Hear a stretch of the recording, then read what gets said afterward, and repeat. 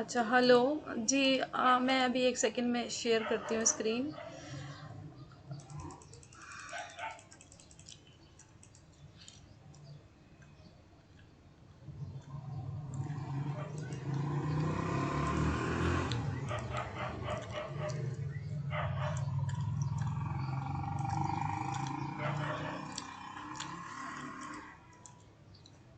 Screen सबको share हो रही है? Hello hello. यस मैम हो। हाँ, तो हम शुरू करते हैं। आज हम लेक्चर नंबर 13, 14 एंड 15 करेंगे, और ये हम बस इसके बाद it is about to end means इसके बाद हमारा बस एक एंटी कैंसर का टॉपिक है। और पहले मैं रिकॉर्डिंग कहाँ से होगी? इसके बाद हमारा एक एंटी कैंसर का टॉपिक है। लेट मी सी कि हम वो कर लेंगे। रिकॉर्डिंग का मेरे पास ऑप्शन क्यों नहीं आ रहा है? Recording in progress. हाँ, तो हमारा जो लेक्चर नंबर 13 है, सबको स्क्रीन आ रही है ना सर?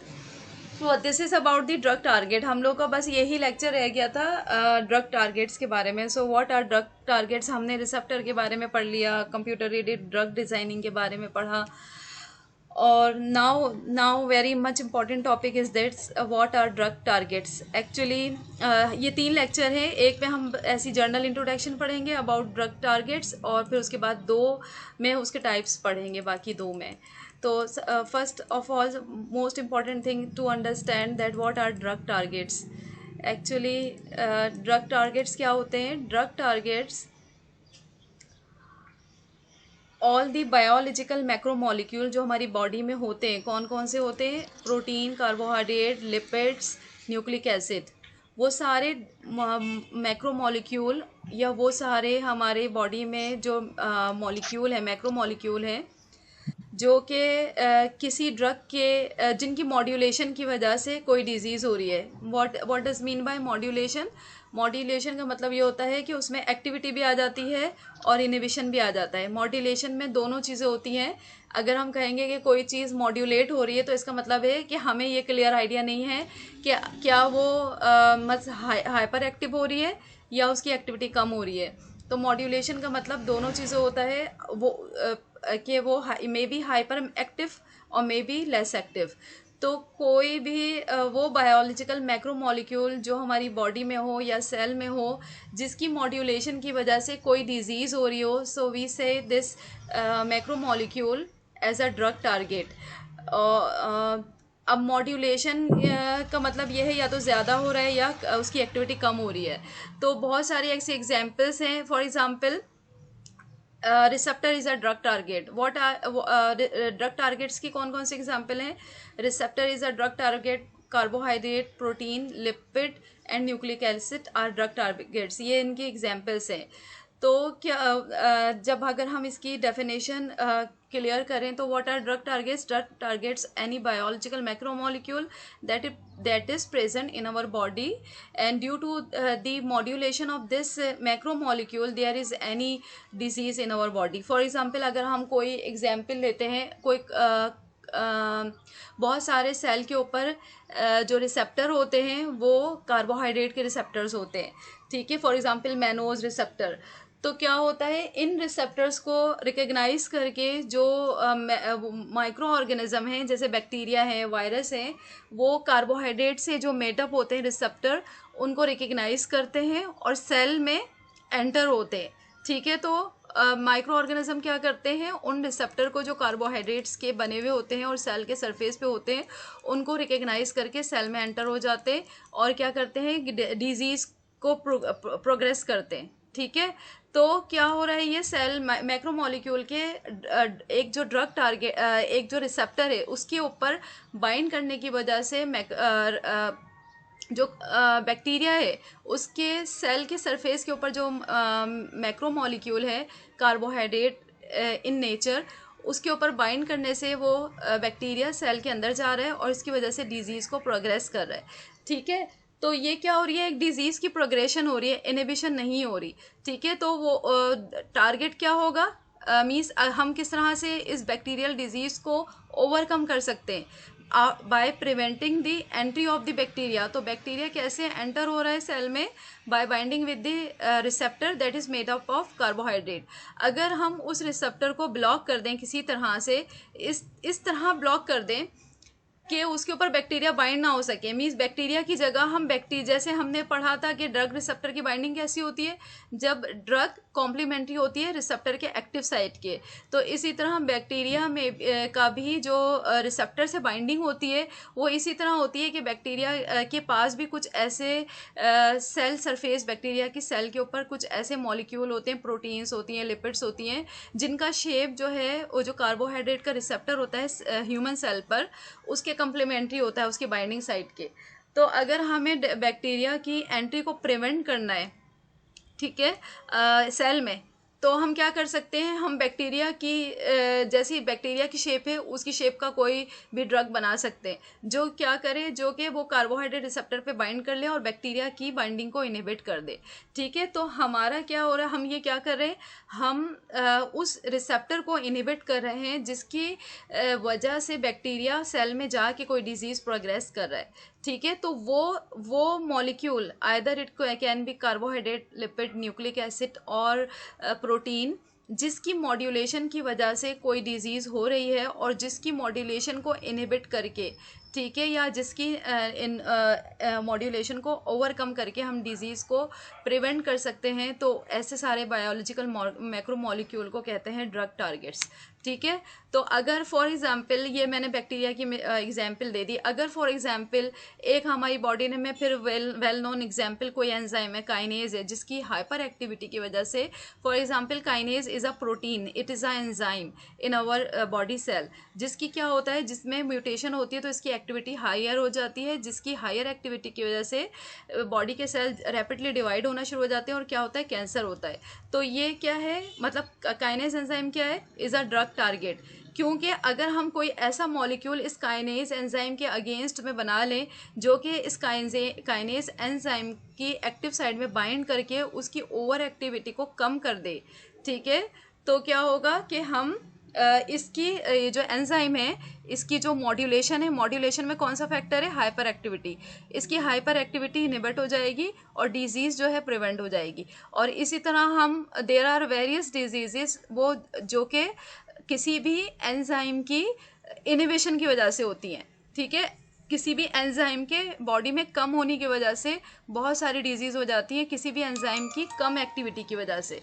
ठीक है, तो देयर आर वेरियस डिजीजेस जो कि बॉडी में कोई भी एंजाइम कम हो जाता है तो इसकी वजह से होती हैं। तो आप लोग को ये याद रखना है कि बॉडी में सिर्फ डिजीजेस इस वजह से नहीं होती हैं कि कोई भी प्रोटीन हाइपर एक्टिव है या कोई भी मॉलिक्यूल मैक्रोमॉलिक्यूल हाइपर एक्टिव है या कोई भी ड्रग टारगेट हाइपर एक्टिव है। बॉडी में डिजीजेस क्यों होती हैं, या तो किसी भी मैक्रोमॉलिक्यूल के हाइपर एक्टिविटी की वजह से या किसी मैक्रोमॉलिक्यूल की लेस एक्टिविटी की वजह से। और ये मैक्रोमॉलिक्यूल क्या है, these are the drug target जिनकी मॉड्यूलेशन की वजह से आइदर हाइपर एक्टिविटी और आइदर लेस एक्टिविटी की वजह से कोई भी डिजीज़ हो रही है बॉडी में। ठीक है, तो ड्रग टारगेट क्या होते हैं, drug target any biological macromolecule जिसकी डिसरेगुलेशन की वजह से, मॉड्यूलेशन की वजह से बॉडी में कोई डिजीज़ होती है, उनको कहते हैं ड्रग टारगेट। ठीक है, तो ये हो गया यहाँ पर कॉन्सेप्ट क्लियर। ये पूरा मैंने एक ही स्लाइड में आपको पूरा लेक्चर बता दिया।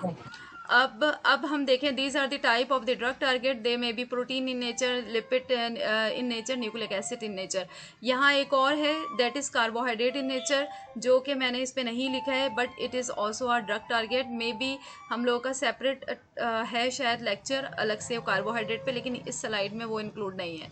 लेकिन आप लोग को याद रखना है 4 किस्म के मैक्रोमॉलिक्यूल होते हैं जो कि ड्रग टारगेट होते हैं, protein, nucleic acid and lipid, और न्यूक्लिक एसिड में एंड कार्बोहाइड्रेट। और न्यूक्लिक एसिड में कौन से न्यूक्लिक एसिड होते हैं, 2 टाइप के, आरएनए और डीएनए। तो both RNA and DNA are drug target. ठीक है, अब इन सारे ड्रग टारगेट में हमें अभी देखना है, ये वाला जो लेक्चर है this is about the introduction of the drug target, कौन कौन से होते हैं और होते क्या है, मतलब क्या डेफिनेशन क्या होती है, टाइप्स क्या होते हैं। तो ये लेक्चर सिर्फ डेफिनेशन और टाइप्स के बारे में। ठीक है, और ये हमने देख लिया डेफिनेशन क्या है, टाइप्स क्या है। अब ये है कि जो ड्रग टारगेट्स हैं इस किस तरह ड्रग बाइंड करती है टारगेट से, ये हम पहले भी पढ़ चुके हैं कि डिफरेंट फोर्सेस होती हैं, ठीक है। जैसे नॉन कोवेलेंट फोर्सेस होती हैं और कोवेलेंट फोर्सेस होती हैं। नॉन कोवेलेंट फोर्सेस क्या होती हैं? Hydrogen bonding, hydrophobic bonding, van der Waals forces, ठीक है। These are non covalent forces. And the covalent forces क्या और दूसरी जो फोर्सेस होती हैं वो कोवेलेंट फोर्सेस होती हैं, ठीक है। Except then non covalent forces, except then hydrogen bonding and hydrophobic forces. तो इन फोर्सेस की वजह से क्या करता है, ड्रग अपने टारगेट पे बाइंड करता है। आप लोगों को ये याद रखना है। और कौन सी टाइप्स की फोर्सेस हैं ये याद रखना है, क्योंकि this will come in exam, may be this it will come in exam that वहाँ पर बहुत सारी क्या कहते हैं लिखी हुई हों फोर्सेस, लिस्ट हो फोर्सेस की, और कोई एक ऐसी फोर्स हो जो उसमें इंक्लूड ना हो, और आपसे पूछा जाए कि इनमें से कौन कौन सी सारी फोर्सेस हैं जिससे ड्रग रिसेप्टर से बाइंड होती है, एक्सेप्ट वन, ठीक है। तो आप लोगों को वो आइडेंटिफाई करना है। And it will also come in exam that in सारी फोर्सेस में से सबसे स्ट्रॉन्गेस्ट फोर्स कौन सी है। तो सबसे स्ट्रॉन्गेस्ट फोर्स आपको याद रखनी है कौन सी होती है, कोवेलेंट बॉन्डिंग। कोवेलेंट बॉन्डिंग जो होती है वो सबसे स्ट्रॉन्गेस्ट होती है, जो कि ड्रग और रिसेप्टर को बाइंड कराती है। लेकिन अगर सारी वीक फोर्सेस, अगर एक रिसेप्टर और ड्रग की बाइंडिंग में मल्टीपल वीक फोर्सेस इंक्लूडेड हो, फॉर एग्जाम्पल हाइड्रोजन बॉन्डिंग भी हो, हाइड्रोफोबिक भी हो, वंडरवॉल भी हो, तो ये सारी जो सम ऑफ फोर्सेस का होता है ये कोवेलेंट बॉन्डिंग से भी ज़्यादा स्ट्रॉन्गर होता है। ये भी बात आपको याद रखनी है। और हर ड्रग और रिसेप्टर की बाइंडिंग में सारी फोर्सेस इन्वॉल्व नहीं होती। किसी ड्रग रिसेप्टर की बाइंडिंग में फॉर एग्जांपल एस्पिरिन है, एस्पिरिन कॉक्स-2 एंजाइम से बाइंड करती है, ठीक है। तो एस्पिरिन एंड कॉक्स-2 एंजाइम के बीच में मे बी हाइड्रोजन बॉन्डिंग हो, सिर्फ हाइड्रोजन बॉन्डिंग हो, कोवेलेंट बॉन्डिंग ना हो। For example this is an example. और फॉर एग्जाम्पल एक और अनदर कोई दूसरा एंटी कैंसर ड्रग है जो कि फॉर एग्जाम्पल कोई काइनेज इनहिबिटर है, टोमॉक्सिफेन है एक, जो कि वो रिसेप्टर पे बाइंड करती है। फॉर एग्जाम्पल काइनेज इनहिबिटर है, बीराफ इनहिबिटर है, तो वो अगर अपनी काइनेज रिसेप्टर से बाइंड करा है तो मे बी बीराफ एक प्रोटीन है उससे बाइंड करा है, तो मे बी वहाँ सिर्फ वंडरवॉल फोर्सेस हों, या sum of hydrogen bonding and van der Waals forces हों। तो different drug and different receptor different forces की मीन्स डिफरेंट फोर्सेस के थ्रू बाइंड करते हैं। ज़रूरी नहीं है कि सारी ड्रग रिसेप्टर की बाइंडिंग में सारी सिर्फ वीक फोर्सेस हों या सारी सिर्फ कोवेलेंट बॉन्डिंग हो, मल्टीपल डिफरेंट टाइप की होती हैं, ठीक है। तो ये this is one of other thing. और क्या होता है जब ड्रग रिसेप्टर से बाइंड करता है, किस तरह बाइंड करता है, फोर्सेस से, सही। जब बाइंड कर लेता है तो क्या होता है, there is a conformational change, ठीक है। कन्फॉर्मेशनल चेंज कैसी होती है, under the influence of the forces. जब कोई ड्रग अपने रिसेप्टर से बाइंड करता है तो क्या होता है, वो ड्रग और रिसेप्टर के बीच में जो फोर्सेस जनरेट होती हैं वो फोर्सेस इतनी पावरफुल होती हैं कि वो जो रिसेप्टर होता है, आप लोगों को पता है receptor is a protein molecule, receptor is a means made up of a protein, if it will B, क्योंकि रिसेप्टर जो है वो न्यूक्लिक एसिड भी हो सकता है।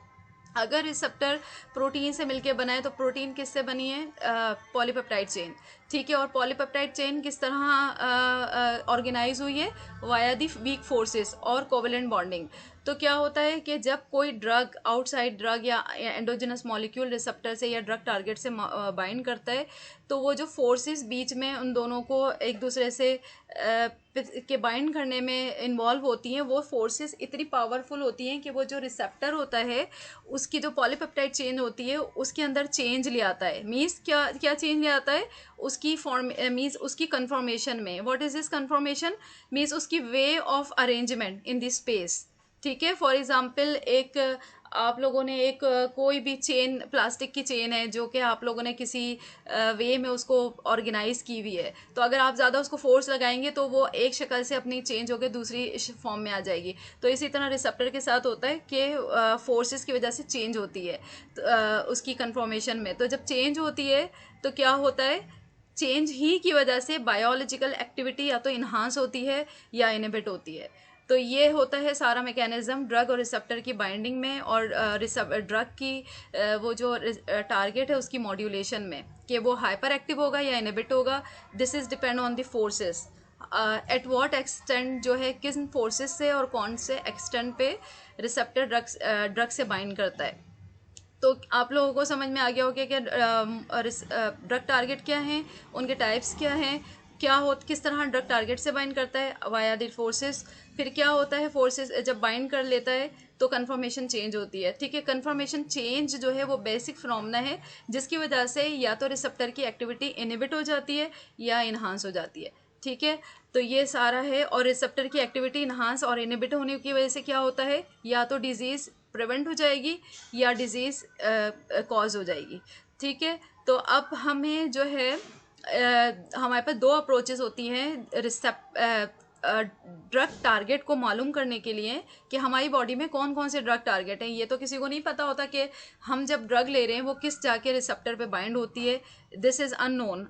जब भी कोई ड्रग डिज़ाइन होती है या डिस्कवर होती है तो उस ड्रग के लिए मोस्टली ये अननोन होता है कि वो कौन से जाके टारगेट से बाइंड करेगी।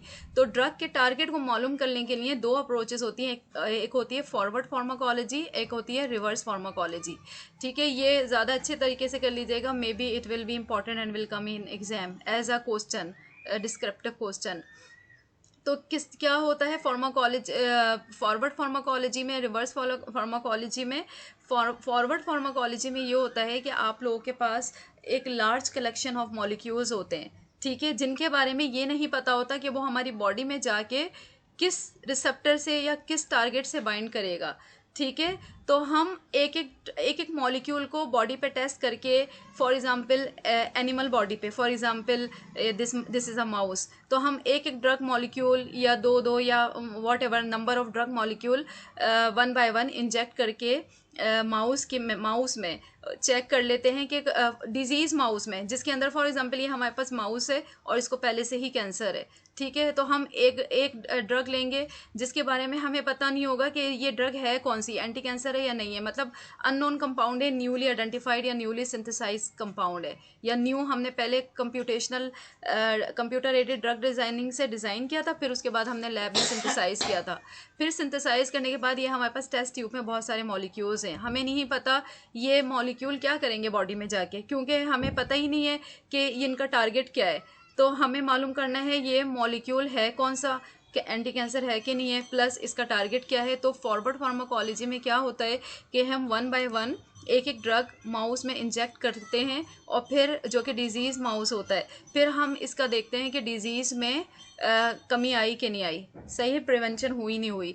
अगर हमारे फॉर एग्जांपल शुरू में हमने 4 इंजेक्ट कर दिए, कुछ नहीं हुआ, और हमने 5वां या 6वां मॉलिक्यूल इंजेक्ट किया और हमें लगा कि माउस में रिकवरी हुई है, तो फिर हम उसको देन हम चेक करते हैं कि जितनी भी माउस के सेल में प्रोटीन्स हैं, हम वन बाय वन उन प्रोटीन्स को चेक करते हैं कि किस प्रोटीन पे ड्रग जाके बाइंड कर रही है। इसको मालूम करने के लिए डिफरेंट एक्सपेरिमेंट्स होते हैं, ठीक है।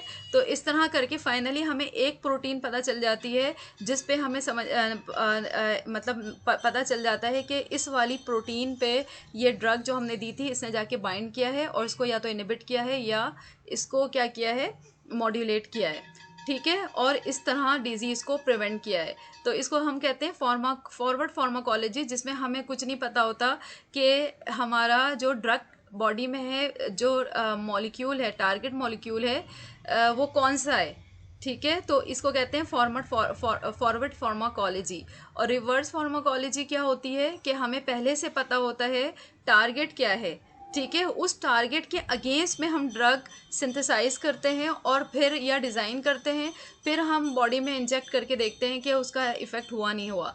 फॉर एग्जांपल हमें अगर किसी को कैंसर है और हमें पहले से पता है कि काइनेज एंजाइम है या फिर BRAF एक एंजाइम है जिसकी वजह से इस पेशेंट में कैंसर हुआ है, तो हमें सबसे पहले पता होगा ये BRAF एंजाइम है, इसका एक्टिव साइट क्या है, उस एक्टिव साइट को देख के हम ड्रग एक कंप्यूटर एडेड ड्रग डिज़ाइनिंग से बना लेंगे ड्रग। उसके बाद उसको हम जो सिंथेटिक केमिस्ट होते हैं लैब में ड्रग को सिंथेसाइज करते हैं, उनको हम वो डिज़ाइन बता देंगे कि इस डिज़ाइन की ड्रग को सिंथेसाइज कर दो, फिर वो केमिकल से वो ड्रग लैब में सिंथेसाइज कर देगा। देन वो ड्रग जब सिंथेसाइज हो जाएगी हमें पता होगा कि ये ड्रग जो है हमने सिंथेसाइज किया ये एंटी कैंसर ड्रग है। किस तरह हमें पता है, क्योंकि हमें प्रीवियसली ये पता है कि जो बॉडी में जो टारगेट मॉलिक्यूल था वो कौन सा था, वो काइनेज एंजाइम था जो कैंसर में इन्वॉल्व था।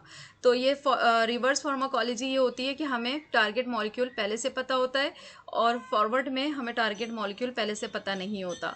अब यहाँ पर डिफरेंट डेटाबेसेस हैं। डेटाबेस क्या होता है आपको बस इस तरह से याद रखना है, मे बी ये टर्म आप लोग के लिए नहीं हो।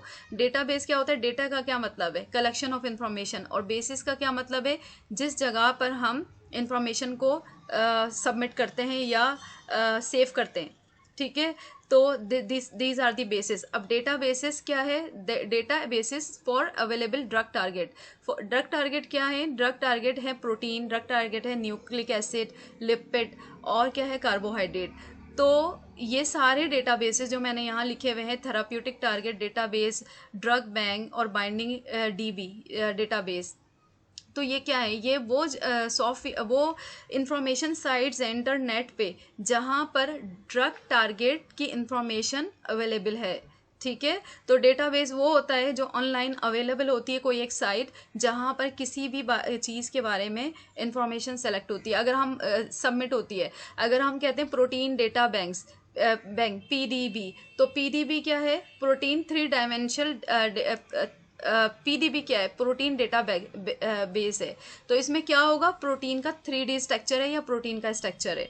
तो अगर हमें किसी भी प्रोटीन का स्ट्रक्चर चाहिए होगा, हम इंटरनेट पे जाके पीडीबी लिखेंगे और वहाँ पर से जब हम किसी भी प्रोटीन का नाम लिखेंगे वहाँ, तो हमारे पास जिस प्रोटीन का हमें 3D स्ट्रक्चर चाहिए होगा या 2D स्ट्रक्चर चाहिए होगा, तो वहाँ से हम वो सेव कर लेंगे। उस सेविंग को कहते हैं रिट्रीव कर लिया। ठीक है, तो ये है डेटाबेस। और ये हो गया फर्स्ट 13 लेक्चर। अब हम 14 लेक्चर की तरफ जाते हैं क्योंकि टाइम कम है, उसके बाद हमें पेपर भी डिस्कस करना है। अब इस वाले जो लेक्चर 14 है, यहाँ पर एक्सटेंसिव हम देखेंगे कि प्रोटीन कौन कौन से प्रोटीन है जो कि ड्रग टारगेट्स हैं। बस अभी इंट्रोडक्शन में हमने देखा है कि प्रोटीन भी ड्रग टारगेट होते हैं। ठीक है, तो अब कौन कौन से प्रोटीन है जो ड्रग टारगेट होते हैं, और why protein are the best drug target. This question can come in exam कि प्रोटीन जो है वो बेस्ट ड्रग टारगेट क्यों होते हैं। क्यों, इस वजह से कि प्रोटीन हमारी बॉडी में बहुत सारी डिजीज़ को प्रोग्रेस करने में इन्वॉल्व होते हैं, बहुत सारी डिजीज़ को इनिशिएट करने में इन्वॉल्व होते हैं। ठीक है, तो कोई भी आपसे ये पूछे कि why protein are best drug target या why nucleic acid is best drug target, why reason क्या है, क्यों है ड्रग टारगेट, इसलिए कि वो डिजीज़ में इन्वॉल्व हो रहा है। ठीक है, और ड्रग टारगेट वही होगा जिसकी वजह से कोई डिजीज़ हो रही होगी। तो जो सबसे ज़्यादा डिजीज़ में इन्वॉल्व होगा तो उसके वो सबसे ज़्यादा बेस्ट होगा। बेस्ट क्यों होगा, हम हैं साइंटिस्ट, वी आर साइंटिस्ट और वी आर फार्मासिस्ट। तो फार्मासिस्ट का काम क्या है, ड्रग की डिस्कवरी, ड्रग की डेवलपमेंट, ड्रग की डिज़ाइनिंग। ठीक है, तो हम जितनी ज़्यादा किसी टारगेट के अगेंस्ट में ड्रग को डिज़ाइन कर सकते हैं या मार्केट में नई नई ड्रग ला सकते हैं, तो वही सबसे बेस्ट ड्रग टारगेट होगा। तो protein is one of the most best drug target. Why, because जितनी भी बॉडी में डिजीज़ होती हैं उसमें सबसे ज़्यादा जो डिजीज़ होती हैं वो प्रोटीन की डिसरेगुलेशन की वजह से होती हैं।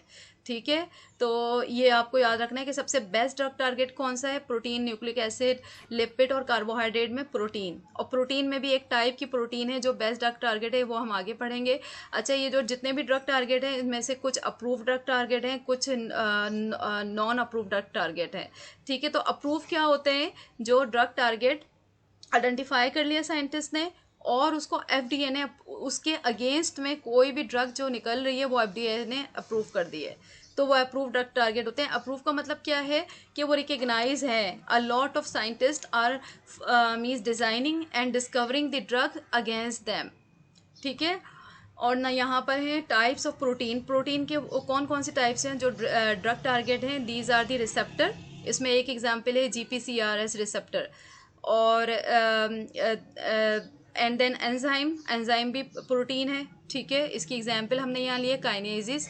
ऑल दो 500 से ज़्यादा काइनेसिस एंजाइम होते हैं, 580 और मोर देन 580 हमारी बॉडी में। ठीक है, तो अब ये सारे क्या होते हैं एंजाइम, वो सारे एंजाइम भी बेस्ट ड्रग टारगेट नहीं होंगे या सारे एंजाइम भी ड्रग का टारगेट नहीं होंगे। अप्रूव बेस्ट होंगे तो ड्रग टारगेट, लेकिन अप्रूव नहीं होंगे। अप्रूव किस वक्त होंगे, जब उनके अगेंस्ट कोई ड्रग डिस्कवर हो जाएगी, और जब वो ये रिकग्नाइज हो जाएंगे कि हाँ इनकी मॉड्यूलेशन की वजह से बॉडी में कोई डिजीज़ हो रही है, ठीक है। तो अप्रूव ड्रग टारगेट का क्या मतलब होता है कि साइंटिस्ट ने रिसर्च करने के बाद ये पता चला लिया है कि ये वाला एक एंजाइम है जो कि बॉडी में है, जिसकी मॉड्यूलेशन की वजह से कोई डिजीज़ हो रही है, आइदर इनहिबिशन की वजह से हो रही है या फिर इंडक्शन की वजह से हो रही है, ठीक है।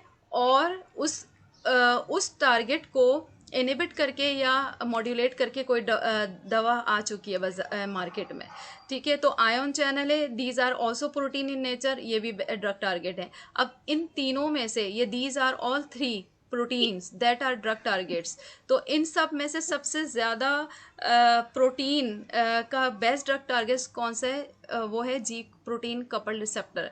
ये आपको याद रखना है, may be it will come in exam, ठीक है। सबसे ज़्यादा बेस्ट ड्रग टारगेट कौन सा है जो कि प्रोटीन इन नेचर है? वो है जी प्रोटीन कपल रिसेप्टर, ठीक है। तो why G protein couple receptor is best drug target, यहाँ ये हम बाद में देखेंगे। पहले हम ये एक, दिस इज अ पिक्चर, ये एक ड्रग है और ये एक रिसेप्टर है that is made up of protein. तो ये लेफ्ट पे जो पिक्चर है ये रिबन डायग्राम है प्रोटीन की, और प्रोटीन की पॉलीपेप्टाइड चेन्स यहाँ पर नज़र आ रही हैं, ठीक है।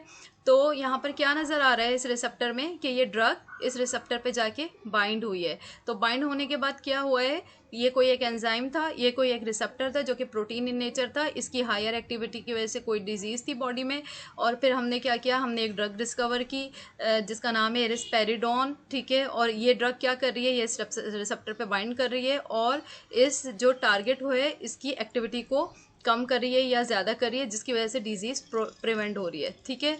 तो ये था ड्रग किस तरह से, टारगेट किस तरह से काम करता है। तो अब why G protein couple receptor is one of the most drug target. Time खत्म होने वाला है, इसके बाद मैं एक और लिंक भेज दूंगी, ठीक है। तो why G protein couple receptor, protein in the family of protein, protein में क्यों सबसे ज़्यादा best G protein couple receptor target है, बेस्ट ड्रग टारगेट क्यों है? क्योंकि ये जो जी प्रोटीन कपल रिसेप्टर है, इनकी 900 मेंबर्स हैं, ठीक है, फैमिली मेंबर्स है। और ये सबसे ज़्यादा जो बॉडी में डिजीज़ होती हैं उनमें सबसे ज़्यादा ये जी प्रोटीन कपल रिसेप्टर के हायर एक्टिविटी की वजह से सबसे ज़्यादा डिजीज़ बॉडी में होती हैं, ठीक है। और यहाँ पर एक जो है सबसे ज़्यादा जी प्रोटीन कपल रिसेप्टर की भी 900 मेंबर हैं, इसका मतलब क्या है 900 टाइप्स हैं, ठीक है। और उसमें सबसे ज़्यादा एक इम्पॉर्टेंट जो है जी प्रोटीन कपल में भी है, वो है कीमोकाइन रिसेप्टर, और इसको क्या लिखते हैं CXCR4, ठीक है। तो ये one of the type of ji protein couple receptor, ये आपको नाम याद रखना है, may be it will B come in exam. कीमोकाइन receptor है ये, इसका नाम क्या है CXCR4, ठीक है। और इसकी वजह से सबसे ज़्यादा बॉडी में डिजीज़ होती हैं। तो this is one of the, यहाँ पर लिखा हुआ ये 20, सिर्फ ये रिसेप्टर जो है CXCR4 23 टाइप के डिफरेंट कैंसर में इन्वॉल्व होता है, कैंसर को इनिशिएट करने में, ठीक है। तो इसके अलावा अदर डिजीज़ में भी इंक्लूड होता है, एड्स में भी होता है, और दूसरी डिजीज़ में भी होता है, इम्यून डिजीज़ में भी होता है, ठीक है। लेकिन सबसे ज़्यादा 23 डिफरेंट कैंसर्स में यूज़ होता है CXCR4, जिसकी वजह से ये बेस्ट ड्रग टारगेट है। यहाँ पर CXCR4 का मैकेनिज्म बताया हुआ है, ये किस तरह करता है। ये है ड्रग टारगेट, क्या है CXCR4, एक रिसेप्टर है जो कि ग्रीन कलर का नज़र आ रहा है यहाँ।